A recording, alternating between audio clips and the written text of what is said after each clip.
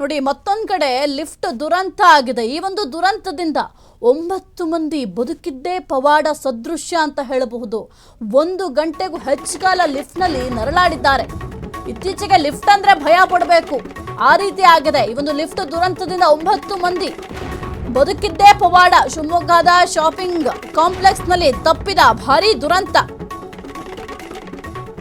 ಆಲ್ಕೋಳ circle ಬಳಿಯ shopping complex 1 ಗಂಟೆ ಲಿಫ್ಟ್ನಲ್ಲಿ ಸಿಲುಕಿ ಒದ್ದಾಡಿದ 9 ಜನ.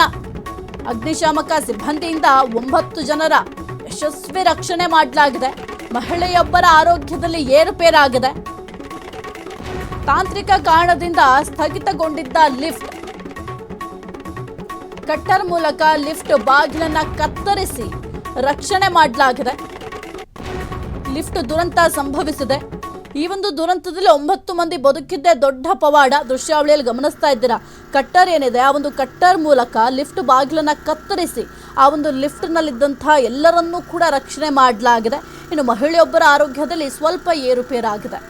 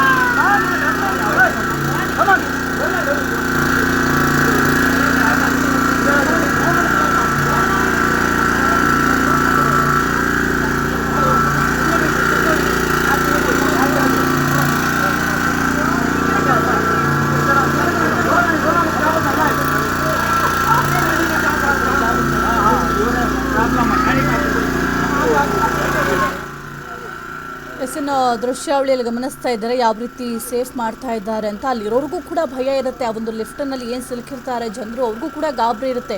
ಈಗ ಅವರು ಇಳಿಸ್ಕೊಳ್ಳುವಂಥ ಸಂದರ್ಭದಲ್ಲಿ ಇಳಿರಿ ಅಂತ ಹೇಳಿದ್ರು ಕೂಡ ಎಲ್ಲಿ ಏನಾದರೂ ನಾವು ಬಿದ್ದು ಹೋದರೆ, ಏನಾದರೂ ನಮ್ಮ ಜೀವ ಹೋದರೆ ಅಂತ ಅವರಲ್ಲೂ ಕೂಡ ಭಯ ಇರುತ್ತೆ. ಒಟ್ಟಿನಲ್ಲಿ ಎಲ್ಲರನ್ನೂ ಕೂಡ ರಕ್ಷಣೆ ಮಾಡಿದ್ದಾರೆ.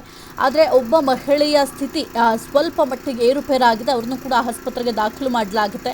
ಶಿವಮೊಗ್ಗದ ಶಾಪಿಂಗ್ ಕಾಂಪ್ಲೆಕ್ಸ್ ಏನಿದೆ ಆ ಒಂದು ಕಾಂಪ್ಲೆಕ್ಸ್ನಲ್ಲಿ ಈ ಒಂದು ದುರಂತ ಆಗಿರೋದು. ಸಣ್ಣ ಸಣ್ಣ ಮಕ್ಕಳು ಕೂಡ ಇದ್ದಾರೆ. ದೃಶ್ಯಾವಳಿಯಲ್ಲಿ ಗಮನಿಸ್ತಾ ಇದ್ದೀರಾ, ಪುಟ್ಟ ಮಕ್ಕಳಿದ್ದಾವೆ. ಆ ಮಕ್ಕಳನ್ನು ಕೂಡ ಸದ್ಯಕ್ಕೆ ಸುರಕ್ಷಿತವಾಗಿ ಆ ಮಕ್ಕಳನ್ನು ಇಳಿಸ್ಕೊಳ್ಳಲಾಗಿದೆ. ಒಂದು ವೇಳೆ ಏನಾದರೂ ಅಲ್ಲಿ ಒಳಗಡೆ ಉಸಿರುಗಟ್ಟಿದ್ರೆ ಏನಾಗಬೇಕಾಗಿತ್ತು ಮಕ್ಕಳ ಪರಿಸ್ಥಿತಿ.